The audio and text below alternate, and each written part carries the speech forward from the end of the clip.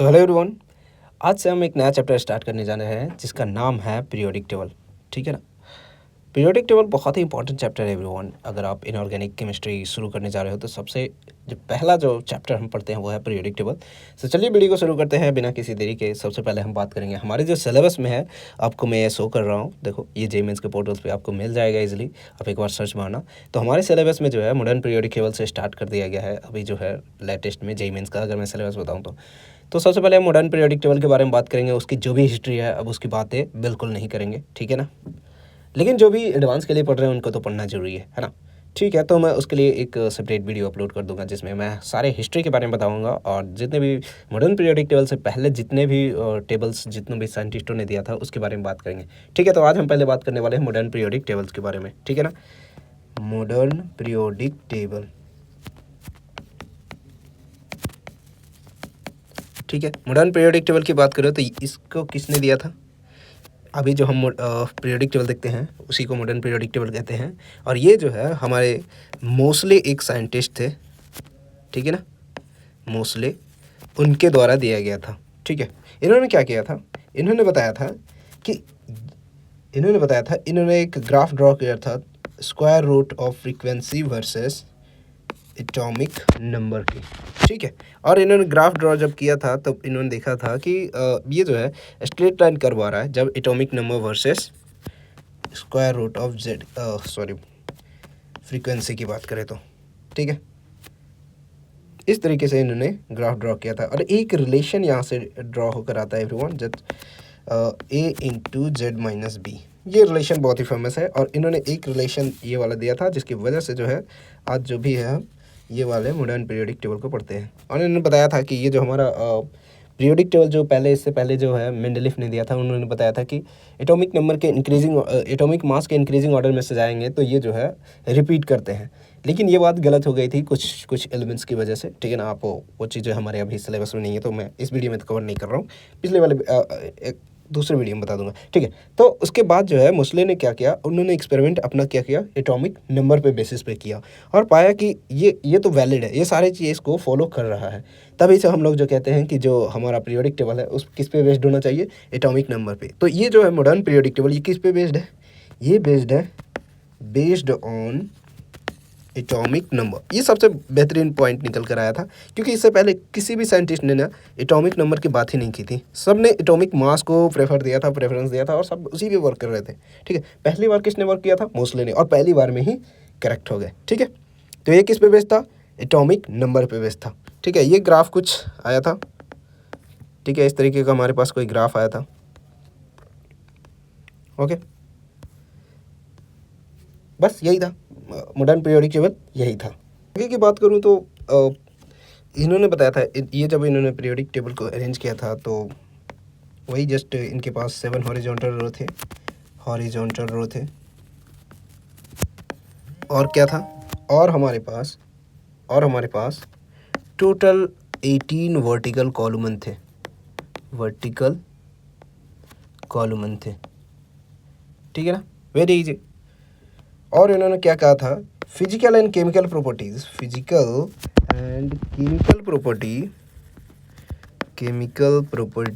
Of element. ये जो physical property है, केमिकल प्रॉपर्टी है एलिमेंट्स के, वो किस पे डिपेंड करता है? आर पीरियोडिक फंक्शन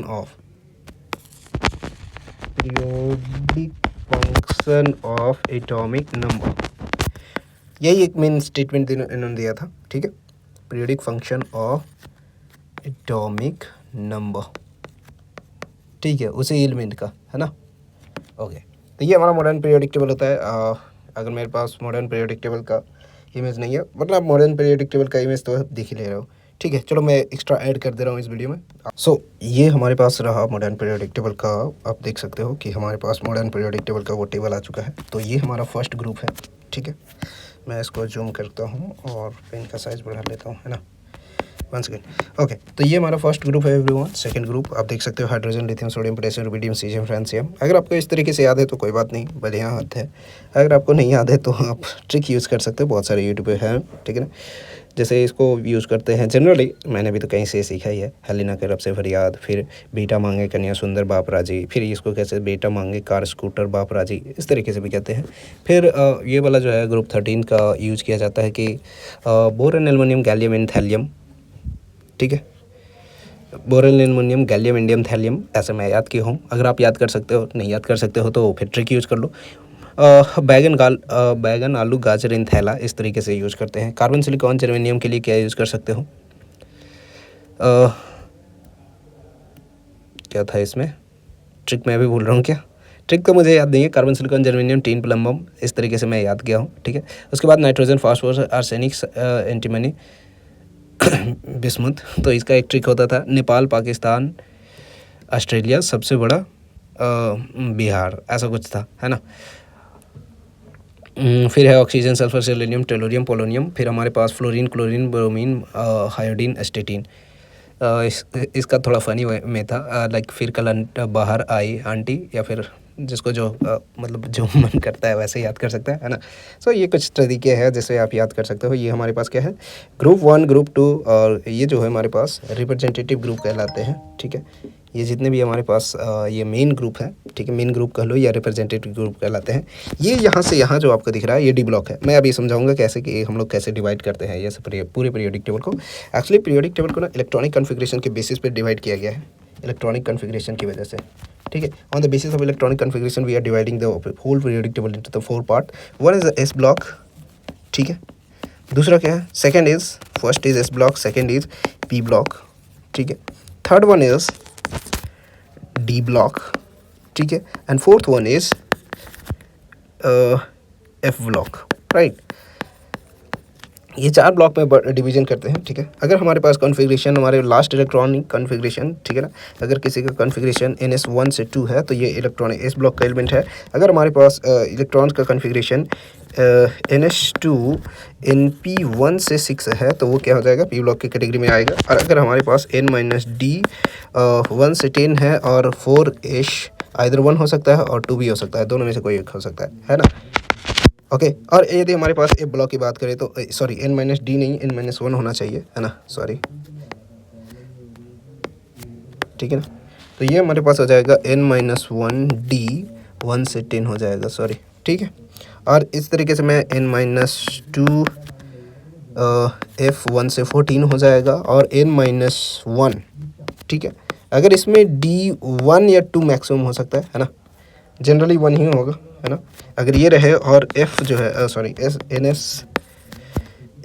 NS1 से 2 रहे, ठीक है, NS2, तो उस कंडीशन में हम क्या कहेंगे, ये इलेक्ट्रॉनिक कॉन्फ़िगरेशन है एस ब्लॉक का, ये डी पी ब्लॉक का, ये डी ब्लॉक का, ये एफ ब्लॉक का, ठीक है।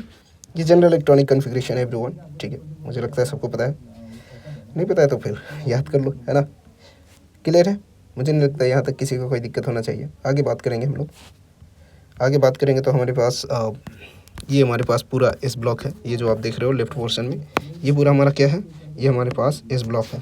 ये पूरा पोर्शन क्या है, ये एस ब्लॉक है। इसमें एक एस ब्लॉक में ये वाला एक्सेप्शन आता है कि ये वाला भी जो है एस ब्लॉक में कंसिडर किया जाता है। हीलियम को भूलना नहीं है, एस ब्लॉक की काउंट करें तो यहाँ पे आप हीलियम भी दिमाग में ले आओगे, ठीक है।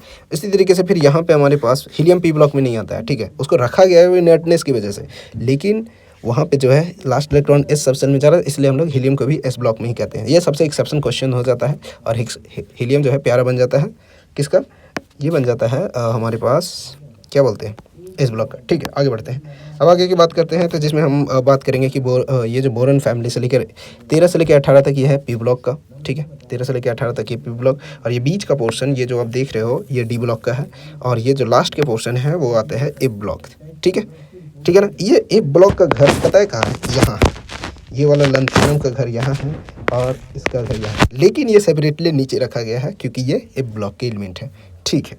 अब यहाँ तक अगर कोई दिक्कत ना हो तो हम आगे बढ़ते हैं, ठीक है ना। बस यही है, इसमें फिर डिस्क्रिप्शन है कि आप मतलब सारे एलिमेंट्स के याद करने के तरीके हैं। तो अगर आप सारे एलिमेंट्स को याद ना करना चाहो तो डिफरेंट तरीके से आप इसको याद कर सकते हो, है ना। मैंने सारे तरीके रिप्रेजेंटेटिव एलिमेंट और मेन ग्रुप एलिमेंट्स की बता दी है, फिर इसका आप यूज़ कर सकते हो, कोई ट्रिक, है ना।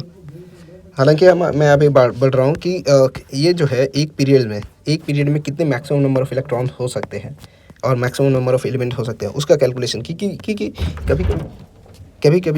कभी कभी जो है ये कैलकुलेशन हमें आ जाती है, ठीक है। Maximum number of elements in a period, maximum element in a period क्या हो जाता है। इसको कैलकुलेशन करने का बहुत ही इंपॉर्टेंट क्वेश्चन बन जाता है एवरीवन, क्योंकि बहुत सारे स्टूडेंट जो है इससे फंस जाते हैं। अगर मैक्सिमम कहूँ तो क्योंकि सबको पता है, 7 तक के सबको पता है, ठीक है ना। लेकिन जब बात आ जाती है 8th की और 9th की तो उसमें फंस जाते हैं। यहाँ पे जो है आप एम एन स्क्वायर यूज़ कर सकते हो, जहाँ पे एम क्या है, एम जो है ये रिप्रेजेंट कर रहा है कि एक ऑर्बिटल में मैक्सिमम कितने इलेक्ट्रॉन आपने अलाउ किया है। जनरली भी जब हम एटॉमिक स्ट्रक्चर पढ़ते हैं, आई होप आपने सबने कंप्लीट कर लिया होगा, तो हम लोग मैग्नेटिक क्वांटम नंबर्स के अनुसार और spring quantum number 4 quantum number होते हैं, तो उसके अनुसार कैलकुलेशन करके देखते हैं कि एक ऑर्बिटल में मैक्सिमम 2 इलेक्ट्रॉन आर अलाउड, ठीक है ना। एक ऑर्बिटल में मैक्सिमम 2 इलेक्ट्रॉन अलाउड है, ठीक है। इसकी वजह से एम जनरली हम 2 लेते हैं, जनरली मैं बात कर रहा हूँ। अगर एक हाइपोथेटिकली क्वेश्चन कह दे और कह दे कि नहीं एम का वैल्यू आपका 3 लेना है, 4 लेना है, 5 लेना है, तो फिर उसके अनुसार आपका डिफरेंट कैलकुलेशन करनी होगी, ठीक है। उसके बाद हम क्या करेंगे, एन जो है हमारा क्या कर रहा है, अगर एन हमारे पास पीरियड को रिप्रेजेंट कर रहा है, ठीक है, एन पीरियड को रिप्रेजेंट कर रहा है, अगर ये हमारे पास ऑड में है, ठीक है, तो इसको हम कैलकुलेट करेंगे n+1 डिवाइडेड बाई 2। अगर ये हमारे पास इवन में है, n अगर इवन में है, ठीक है, तो ये रिप्रेजेंट कर रहेगा n+2 डिवाइडेड बाई 2। ओके, इस तरीके से हम n का वैल्यूज कैलकुलेट करेंगे। क्लियर है एवरीवन, क्लियर है ना। ओके, तो अब मैं आपको एक कैलकुलेट करके दिखाता हूँ कि find the maximum number of elements in the find the maximum number of possible elements present into the 8th period, ठीक है। सो अगर हम 8th पीरियड के लिए कैलकुलेट करें तो क्या हो जाएगा। 8th पीरियड के लिए मैं कैलकुलेट करना चाहता हूँ, ठीक है ना। 8th पीरियड की मैं कैलकुलेट करना चाहूँ तो क्या हो जाएगा। सिंपल है, कुछ ज़्यादा भी वो कैलकुलेशन करने की ज़रूरत नहीं पड़ेगी, बस आपको ये याद रखना है। सिंपली अभी जो तरीके से हम इलेक्ट्रॉन का फिलिंग करते हैं तो उसी की तरीके से आपको करना है, ठीक है। तो find the maximum number of, क्या करना है, find the maximum number of elements, ठीक है ना, इन 8th पीरियड,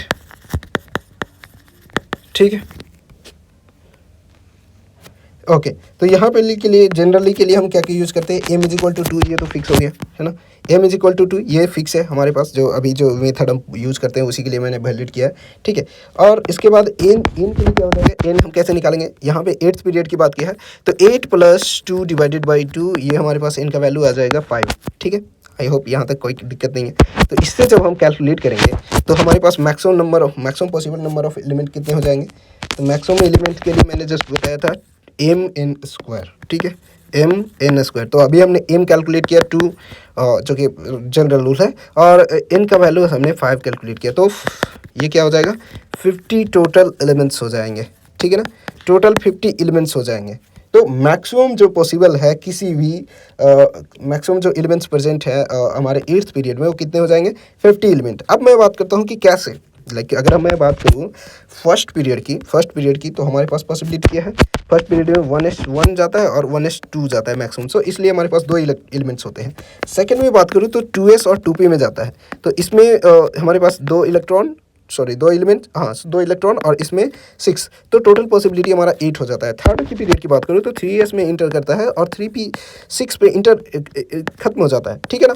तो इसमें टोटल पॉसिबिलिटी 8 बन जाती है। हम क्या कर रहे हैं कि total number of orbital check कर रहे हैं, ठीक है ना। अगर आपको ये वाला याद है 1s 2s 2p 3s 3p 3d, ठीक है ना, और 4p, ठीक है ना, 4p 4d 4 यहाँ पे मैं थोड़ा सा गड़बड़ कर रहा हूँ, है ना। यहाँ पे अगर मैं बात करूँ 4s 4p 4d 4f, right, और फिर हम बात करें 5s 5p 5d और 5f, ठीक है। तो ये क्या हो जाएगा, ये हमारे पास इस तरीके से हम इलेक्ट्रॉनिक का फिल इन करते थे।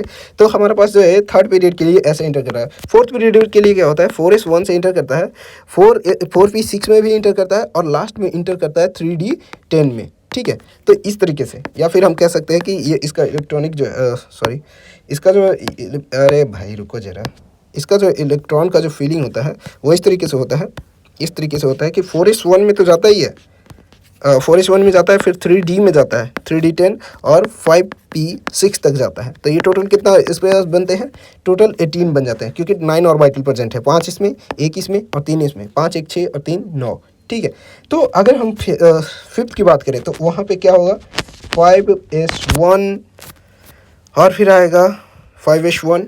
ठीक है, और क्या होगा, 5p6, 5d भी आएगा शायद। ठीक है, 5d आएगा क्या, एक सेकेंड, हमें वो इलेक्ट्रॉनिक कॉन्फ़िगरेशन का वो लिखा होना चाहिए था इसको सही से करने के लिए। 6s, 6p, 6d, 6f, 7s, 7p, 7d, 7f। ठीक है, तो अब देखो तो ये क्या हो जाएगा, 5s, उसके बाद आएगा 5d, 5s, ठीक है ना, 4d, फिर 4d, 5, ठीक है ना, 5p6 और 6s आएगा। ठीक है, तो इसमें कितने हो जाएंगे, एक, और इतना ही में काम हो जाएगा, है ना। ये जो है फीलिंग इस तरीके से होगा कि 4d10 आएगा और 4p6, इससे काम हो जाएगा, इसमें भी टोटल 18 आएंगे।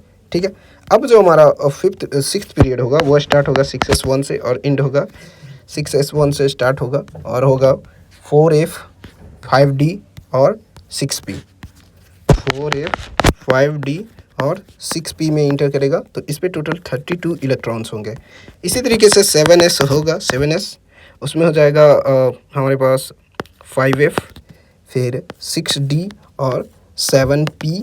ठीक है ना, इसमें भी 32 इलेक्ट्रॉन। यहाँ तक कि कोई दिक्कत नहीं होती है, यहाँ तक कि सबको पता है ना, जहाँ तक कि हमारे पीरियोडिक टेबल।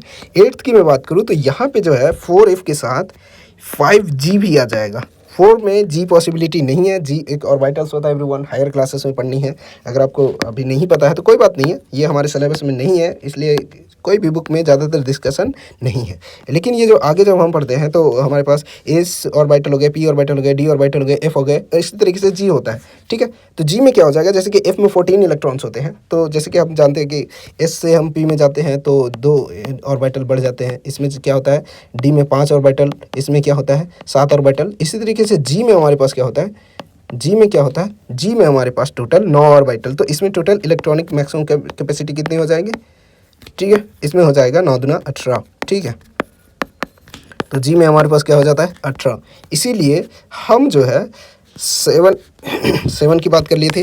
8s1 में फिर हमारे पास आता है, यहाँ पे 6f आना चाहिए था, उससे पहले हमारे पास 5g आ जाता है, फिर 6f आता है, 7d आता है और 8p आता है। तो इसमें आप जब नंबर टोटल कैलकुलेट करोगे तो तभी हमारे पास 50 आ जाता है। तो ये वाला पार्ट जो है बहुत सारे बुक में मेंशन नहीं है और बहुत सारे लोगों को पता नहीं है, इसलिए गड़बड़ होती है ना, इसलिए गड़बड़ होती है, इसकी वजह से ही कैलकुलेशन में मिस्टेक्स होती है। और इस तरीके से हम कैलकुलेट करते हैं और इस तरीके से हम वैल्यूज निकालते हैं, बस यही है।